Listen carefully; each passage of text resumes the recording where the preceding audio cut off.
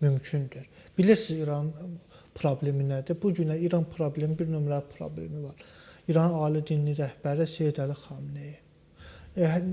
86 yaşı var. Verdiyi qərarlar tamamilə qeyri-adekvatdır.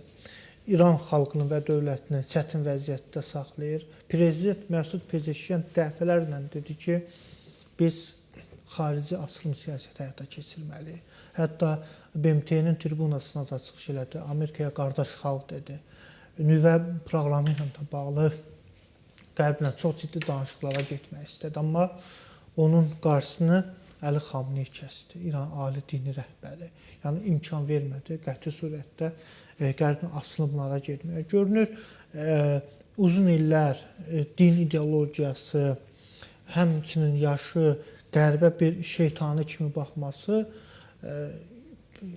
Xamneyinin bir növ psixoloji bir vəziyyətindən irəli gəlir. Amerikaya, Qərbə, İsrailə qarşı normal bir açılım siyasətinə getməmək, tamamilə düşmən siyasəti saxlamaq. Mən düşünürəm ki, nə qədər Xamneyi hakimiyyətdədir, əgər bu siyasət davam edəcək, Qərblə, yəni İsraillə, Amerika ilə əldə olunan razılaşmalar yerinə yetirilməyəcək. Amerika